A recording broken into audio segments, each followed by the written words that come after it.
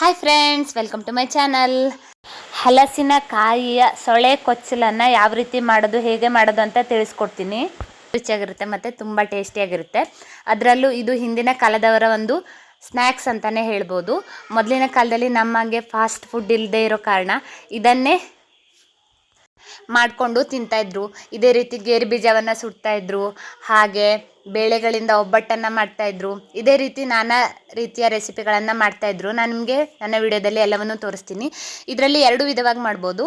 ಒಂದು ಖಾರದ ಸೊಳೆ ಕೊಚ್ಚಲು ಮತ್ತು ಸಿಹಿ ಸೊಳೆ ಕೊಚ್ಚಲು. ನಾನು ಎರಡನ್ನೂ ನಿಮಗೆ ಡೀಟೇಲಾಗಿ ತಿಳಿಸ್ಕೊಡ್ತೀನಿ. ನೀವು ನಿಮ್ಮ ಮನೆಗಳಲ್ಲೂ ಒಮ್ಮೆ ಟ್ರೈ ಮಾಡಿ ನೋಡಿ. ತುಂಬಾ ಟೇಸ್ಟಿಯಾಗಿರುತ್ತೆ ಮತ್ತು ತುಂಬ ರುಚಿಯಾಗಿರುತ್ತೆ.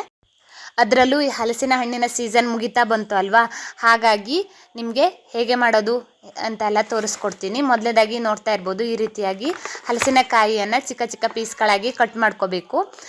ನಿಮಗೆ ಎಷ್ಟು ಪ್ರಮಾಣದಲ್ಲಿ ಬೇಕೋ ಅಷ್ಟು ತಗೊಳ್ಳಿ. ನಾನು ಒಂದು ಇಡೀ ಹಲಸಿನಕಾಯಿಯನ್ನು ತಗೊಂಡಿದ್ದೀನಿ. ಈಗ ಒಂದು ಬಾಣಲೆಗೆ ತೆಂಗಿನ ಎಣ್ಣೆಯನ್ನೇ ಹಾಕ್ಕೊಂಡ್ರೆ ತುಂಬಾ ಪರಿಮಳ ಇರುತ್ತೆ, ಹಾಗಾಗಿ ತೆಂಗಿನ ಎಣ್ಣೆನೇ ಯೂಸ್ ಮಾಡ್ತಾ ಇದ್ದೀವಿ. ಒಂದು 3 ಸ್ಪೂನ್ ಆಗುವಷ್ಟು ಉದ್ದಿನ ಬೇಳೆಯನ್ನು ಹಾಕ್ಕೋತಾ ಇದ್ದೀನಿ. ಒಂದು 5 ಸ್ಪೂನ್ ಆಗುವಷ್ಟು ಎಣ್ಣೆಯನ್ನು ಹಾಕ್ಕೊಂಡಿದ್ದೀನಿ. ಉದ್ದಿನ ಬೇಳೆ ಚೆನ್ನಾಗಿ ಕೆಂಪು ಬಣ್ಣ ಬರಬೇಕು, ಅಲ್ಲಿ ತನಕನೂ ನೀವು ಚೆನ್ನಾಗಿ ಫ್ರೈ ಮಾಡ್ಕೊಳ್ಳಿ. ನೋಡ್ತಾ ಇರ್ಬೋದು, ಗೋಲ್ಡನ್ ಕಲರ್ ಬಂದಮೇಲೆ ಒಂದು 2 ಸ್ಪೂನ್ ಆಗುವಷ್ಟು ಎಳ್ಳನ್ನು ಹಾಕ್ಕೊಂಡಿದ್ದೀನಿ. ಅದು ಸ್ವಲ್ಪ ಚಟಪಟ ಅಂತ ಆಗಬೇಕು. ಆನಂತರ 1.5 ಸ್ಪೂನ್ ಆಗುವಷ್ಟು ಸಾಸಿವೆಯನ್ನು ಹಾಕ್ಕೊಳ್ಳಿ. ನೋಡ್ತಾ ಇರ್ಬೋದು, ಎಲ್ಲವೂ ಚಟಪಟ ಅನ್ನೋವರೆಗೂ ನೀವು ಅದನ್ನು ಫ್ರೈ ಮಾಡ್ಕೋಬೇಕು.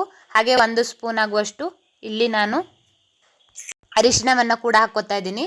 ನೋಡ್ತಾ ಇರ್ಬೋದು, ಎಣ್ಣೆ ಜೊತೆ ಚೆನ್ನಾಗಿ ಮಿಕ್ಸ್ ಮಾಡ್ಕೋಬೇಕು. ಈ ರೀತಿ ಸಣ್ಣದಾಗಿ ಒಂದು ಕುದಿ ಥರ ಬಂದ ನಂತರ ನಾವು ಹಲಸಿನಕಾಯಿಯ ಸೊಳೆಯನ್ನು ಹಾಕ್ಕೋಬೇಕು. ಈ ರೀತಿಯಾಗಿ ಹಾಕ್ಕೊಂಡು ಅದನ್ನು ಚೆನ್ನಾಗಿ ಮಿಕ್ಸ್ ಮಾಡ್ಕೋಬೇಕು. ನೋಡ್ತಾ ಇರ್ಬೋದು, ಈ ರೀತಿಯಾಗಿ ಚೆನ್ನಾಗಿ ನಾವು ಎಲ್ಲವೂ ಮಿಕ್ಸ್ ಆಗಬೇಕು. ನಾನು ಇಲ್ಲಿ ಒಂದು ಹಲಸಿನಕಾಯಿಯನ್ನು ತಗೊಂಡಿದ್ದೀನಿ. ಚೆನ್ನಾಗಿ ಬಲ್ತಿರೋದಾಗಿರಬೇಕು, ಆಗ ರುಚಿ ಇನ್ನಷ್ಟು ಚೆನ್ನಾಗಿರುತ್ತೆ. ನಾನು ಈಗ ಮೊದಲನೇದಾಗಿ ಸಿಹಿ ಹಲಸಿನ ಸೊಳೆ ಕೊಚ್ಚಲನ್ನು ಮಾಡೋದು ಹೇಗೆ ಅಂತ ತೋರಿಸ್ಕೊಡ್ತಾ ಇದ್ದೀನಿ. ನೋಡ್ತಾ ಇರ್ಬೋದು, ಈ ರೀತಿಯಾಗಿ ಚೆನ್ನಾಗಿ ಮಿಕ್ಸ್ ಮಾಡ್ಕೋಬೇಕು. ನಿಮಗೆ ಸಿಹಿ ಎಷ್ಟು ಬೇಕೋ ಅಷ್ಟು ಪ್ರಮಾಣದಲ್ಲಿ ಬೆಲ್ಲವನ್ನು ಹಾಕ್ಕೋಬೇಕಾಗುತ್ತೆ. ಈಗ ನಾನು ಮೊದಲನೇದಾಗಿ ರುಚಿಗೆ ತಕ್ಕಷ್ಟು ಉಪ್ಪನ್ನು ಹಾಕ್ಕೋತಾ ಇದ್ದೀನಿ. ಆನಂತರ ನಾವು ಈಗ ಬೆಲ್ಲವನ್ನು ಹಾಕ್ಕೊಳ್ಳೋಣ. ನಿಮಗೆ ಸಿಹಿ ಜಾಸ್ತಿ ಬೇಕು ಅಂದರೆ ಬೆಲ್ಲವನ್ನು ಜಾಸ್ತಿ ಹಾಕ್ಕೊಳ್ಳಿ. ನಾನು ಒಂದು 2 ಸೌಟ್ ಆಗುವಷ್ಟು ಬೆಲ್ಲವನ್ನು ಹಾಕ್ಕೋತಾ ಇದ್ದೀನಿ. ನೋಡ್ತಾ ಇರ್ಬೋದು, ಇಷ್ಟೊಂದು ಪ್ರಮಾಣದಲ್ಲಿ ನಾನು ಬೆಲ್ಲವನ್ನು ಹಾಕ್ಕೋತಾ ಇದ್ದೀನಿ. ಹಾಗೆ ಚೆನ್ನಾಗಿ ಮಿಕ್ಸ್ ಮಾಡ್ಕೋಬೇಕು ಕೂಡ. ಈ ರೀತಿಯಾಗಿ ಚೆನ್ನಾಗಿ ಬೆಲ್ಲವನ್ನು ಹಾಕ್ಕೊಳ್ಳಿ. ನಿಮಗೆ ಎಷ್ಟು ಪ್ರಮಾಣದಲ್ಲಿ ಬೇಕೋ ಅಷ್ಟು ಪ್ರಮಾಣದಲ್ಲಿ ಬೆಲ್ಲವನ್ನು ಹಾಕ್ಕೊಳ್ಳಿ. ಸಿಹಿ ಜಾಸ್ತಿ ಆದಾಗೆ ಚೆನ್ನಾಗಿರುತ್ತೆ. ಈ ರೀತಿಯಾಗಿ ಚೆನ್ನಾಗಿ ಎಲ್ಲವನ್ನು ಮಿಕ್ಸ್ ಮಾಡ್ಕೊಳ್ಳಿ. ಈಗ ನಾವು ಇದನ್ನು ಒಂದು ಕುಕ್ಕರ್ನಲ್ಲಿ ಹಾಕಿ ಸ್ಟೀಮ್ ಮಾಡ್ಕೋಬೇಕು. ನೀರನ್ನು ಸ್ವಲ್ಪ ಕೂಡ ಬಳಸಬಾರ್ದು, ನೀರು ಹಾಕಿದ್ರೆ ರುಚಿ ಕೆಟ್ಟೋಗುತ್ತೆ. ಹಾಗಾಗಿ ಸ್ವಲ್ಪ ಅಂದರೆ ಒಂದು ಮುಷ್ಟಿ ಆಗುವಷ್ಟು ಸಕ್ಕರೆಯನ್ನು ಕೂಡ ಹಾಕ್ಕೋತಾ ಇದ್ದೀನಿ, ರುಚಿ ಚೆನ್ನಾಗಿರುತ್ತೆ ಅನ್ನೋ ಕಾರಣಕ್ಕೆ. ಅದನ್ನು ಕೂಡ ಚೆನ್ನಾಗಿ ಮಿಕ್ಸ್ ಮಾಡ್ಕೋಬೇಕು. ಸಕ್ಕರೆಯನ್ನು ಸ್ವಲ್ಪ ಪ್ರಮಾಣದಲ್ಲಿ ಹಾಕ್ಕೊಳ್ಳೋದ್ರಿಂದ ರುಚಿ ಇನ್ನಷ್ಟು ಜಾಸ್ತಿ ಆಗುತ್ತೆ ಮತ್ತು ಇನ್ನಷ್ಟು ಟೇಸ್ಟಿ ಆಗುತ್ತೆ. ನೋಡ್ತಾ ಇರ್ಬೋದು, ನಾನು ಈಗ ಒಂದು ಕುಕ್ಕರ್ನಲ್ಲಿ ಸ್ಟೀಮ್ ಮಾಡ್ಕೋತಾ ಇದ್ದೀನಿ. ಒಂದು ಪಾತ್ರೆಯಲ್ಲಿ ಎಲ್ಲವನ್ನು ಹಾಕ್ಕೋಬೇಕು. ಈ ರೀತಿಯಾಗಿ ಸ್ಟೀಮ್ ಮಾಡ್ಕೋಬೇಕು. ನೀರು ಹಾಕಬೇಡಿ, ಸ್ವಲ್ಪ ಕೂಡ ನೀರನ್ನು ಹಾಕದೇ ಸ್ಟೀಮ್ ಮಾಡ್ಕೊಳ್ಳಿ. ನೋಡಿ, ಚೆನ್ನಾಗಿ ಸ್ಟೀಮ್ ಮಾಡ್ಕೋಬೇಕು. ಈ ರೀತಿ ಕುಕ್ಕರ್ಗೆ ಹಾಕಿ ಕೊನೆಗೆ ಮಿಕ್ಸ್ ಮಾಡಿಕೊಂಡ್ರೂ ಪ್ರಾಬ್ಲಮ್ ಇಲ್ಲ. ನಾವು ಎಲ್ಲವನ್ನು ಹಾಕಿ ಈಗ ಸ್ಟೀಮ್ ಮಾಡ್ಕೋತಾ ಇದ್ದೀವಿ. ನೋಡ್ತಾ ಇರ್ಬೋದು, ಈ ರೀತಿಯಾಗಿ ಕುಕ್ಕರ್ಗೆ ಎಲ್ಲವನ್ನು ಹಾಕಿ ನೀವು ಒಂದು 2 ವಿಸಿಲನ್ನು ಹಾಕಿ ಕೂಗಿಸ್ಕೊಳ್ಳಿ, ಆಗ ಚೆನ್ನಾಗಿ ಬೆಂದಿರುತ್ತೆ. ನೋಡ್ತಾ ಇರ್ಬೋದು, ನಾನು 2 ವಿಸಿಲನ್ನು ಕೂಗಿಸ್ಕೊಂಡಿದ್ದೀನಿ, ಎಷ್ಟು ಚೆನ್ನಾಗಿ ಬೆಂದಿದೆ ಅಂತ. ಈ ರೀತಿಯಾಗಿ ಚೆನ್ನಾಗಿ ಮಿಕ್ಸ್ ಮಾಡ್ಕೋಬೇಕು. ನೋಡಿ, ಎಲ್ಲದೂ ಚೆನ್ನಾಗಿ ಕುಡಿದಿದೆ. ಬೆಲ್ಲ ನೋಡಿ ಎಷ್ಟು ಚೆನ್ನಾಗಿ ರೆಡಿಯಾಗಿದೆ ಅಂತ. ಈಗ ನಾವು ಇದಕ್ಕೆ ಒಂದು 2 ಸ್ಪೂನ್ ಆಗುವಷ್ಟು ಏಲಕ್ಕಿ ಹುಡಿ, ಹಾಗೆ ಒಂದು ಮುಷ್ಟಿ ಆಗುವಷ್ಟು ಕಾಯಿ ತುರಿ, ಹಾಗೆ ತುಪ್ಪ, ಇದೆಲ್ಲವನ್ನು ಹಾಕಿ ಚೆನ್ನಾಗಿ ಮಿಕ್ಸ್ ಮಾಡ್ಕೋಬೇಕು. ಏಲಕ್ಕಿ ಹುಡಿ, ಕಾಯಿ ತುರಿ ಹಾಗೆ ತುಪ್ಪವನ್ನು ಹಾಕಿ ಚೆನ್ನಾಗಿ ಮಿಕ್ಸ್ ಮಾಡ್ಕೋಬೇಕು, ಚೆನ್ನಾಗಿ ಕಲಿಸಬೇಕು. ಆಗ ರುಚಿಕರವಾದಂತಹ ಸಿಹಿ ಸೊಳೆ ಕೊಚ್ಚಲು ಸವಿಯಲು ಸಿದ್ಧ. ತುಂಬಾ ರುಚಿಯಾಗಿರುತ್ತೆ ಮತ್ತು ತುಂಬಾ ಟೇಸ್ಟಿಯಾಗಿರುತ್ತೆ. ಅದರಲ್ಲೂ ನೀವು ತಿನ್ನೋ ಸಮಯದಲ್ಲಿ ಕೂಡ ಮೇಲ್ಗಡೆಯಿಂದ ತುಪ್ಪವನ್ನು ಹಾಕ್ಕೊಂಡು ತಿಂದರೆ ಇನ್ನಷ್ಟು ರುಚಿ ಹೆಚ್ಚಾಗುತ್ತೆ ಅಂತಲೇ ಹೇಳ್ಬೋದು. ಒಂದು ಸಲ ಟ್ರೈ ಮಾಡಿ ನೋಡಿ, ಖಂಡಿತ ನಿಮಗೆ ಇಷ್ಟವಾಗುತ್ತೆ. ಇದು ಹಿಂದಿನ ಕಾಲದ ಒಂದು ಸ್ನ್ಯಾಕ್ಸ್ ರೆಸಿಪಿ ಅಂತಲೇ ಹೇಳ್ಬೋದು. ಮೊದಲೆಲ್ಲ ಇದನ್ನು ಮಾಡಿಕೊಂಡು ತಿಂತಾಯಿದ್ರು. ತುಂಬಾ ರುಚಿಯಾಗಿರುತ್ತೆ. ಒಂದು ಸಲ ಟ್ರೈ ಮಾಡಿ ನೋಡಿ. ನೋಡ್ತಾ ಇರ್ಬೋದು ಎಷ್ಟೊಂದು ಚೆನ್ನಾಗಿ ಕಾಣಿಸ್ತಾ ಇದೆ ಅಂತ.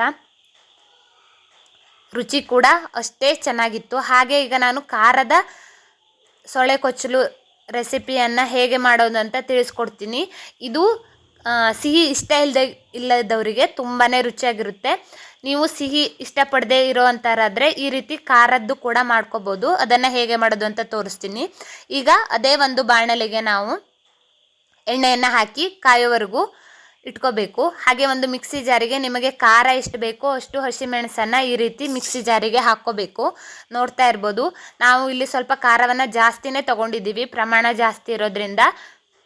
ಒಂದು ಹಲಸಿನಕಾಯಿಯನ್ನು ತೊಗೊಂಡಿದ್ದೀವಿ. ಹಾಗಾಗಿ ನಾನು ಖಾರ ಸ್ವಲ್ಪ ಕಡಿಮೆ ಆಗುತ್ತೆ ಅನ್ನೋ ಕಾರಣಕ್ಕೆ 7 ರಿಂದ 8 ಗಾಂಧಾರಿ ಮೆಣಸನ್ನು ಕೂಡ ಇದಕ್ಕೆ ಹಾಕ್ಕೋತಾ ಇದ್ದೀವಿ. ನೋಡ್ತಾ ಇರ್ಬೋದು ಈ ರೀತಿಯಾಗಿ ಹಾಕ್ಕೋಬೇಕು. ಹಾಗೆ 1 ಇಂಚು ಶುಂಠಿಯನ್ನು ಕೂಡ ಹಾಕ್ಕೋತಾ ಇದ್ದೀವಿ. ಹಾಗೆ 4 ಲಿಂಬುವನ್ನು ಕೂಡ ತಗೊಂಡಿದ್ದೀವಿ. ಈಗ ಬಾಣಲೆಗೆ 1 ಚೂರು ಇಂಗನ್ನು ಹಾಕ್ಕೋತಾ ಇದ್ದೀವಿ. 2 ಸ್ಪೂನ್ ಉದ್ದಿನ ಬೇಳೆಯನ್ನು ಕೂಡ ಹಾಕ್ಕೋತಾ ಇದ್ದೀವಿ. ಹಾಗೆ 1 ಸ್ಪೂನ್ ಆಗುವಷ್ಟು ಸಾಸಿವೆಯನ್ನು ಕೂಡ ಹಾಕ್ಕೋತಾ ಇದ್ದೀವಿ.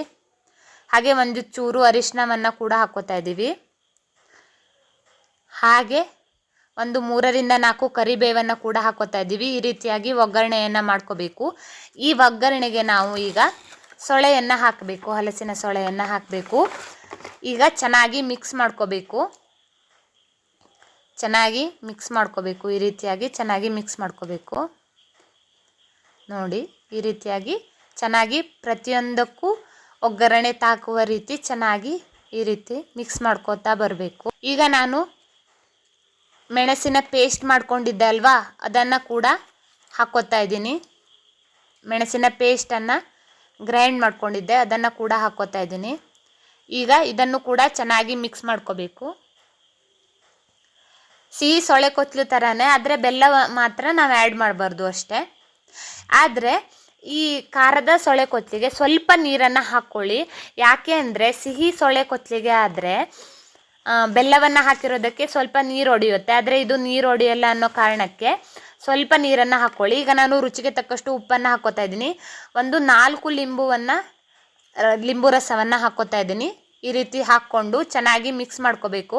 ನೋಡಿ ಈ ರೀತಿ ಚೆನ್ನಾಗಿ ಮಿಕ್ಸ್ ಮಾಡ್ಕೋಬೇಕು. ಇದನ್ನು ಕೂಡ ಈಗ ನಾವು ಸ್ಟೀಮ್ ಮಾಡ್ಕೋಬೇಕು. ಕುಕ್ಕರ್ನಲ್ಲಿ ಹಾಕಿ ಚೆನ್ನಾಗಿ ಸ್ಟೀಮ್ ಮಾಡ್ಕೋಬೇಕು. ನೋಡಿ ಕುಕ್ಕರ್ನಲ್ಲಿ ಹಾಕಿ ನಾನು 2 ವಿಸಿಲ್ ಕೂಗಿಸಿದ್ದೀನಿ. ನೋಡಿ ಎಷ್ಟು ಚೆನ್ನಾಗಿ ಬೆಂದಿದೆ ಅಂತ. ಈಗ ಇದನ್ನು ಒಂದು ಪಾತ್ರೆಗೆ ಹಾಕಿ ನಾನು ಚೆನ್ನಾಗಿ ಮಿಕ್ಸ್ ಮಾಡ್ಕೋತಾ ಇದ್ದೀನಿ.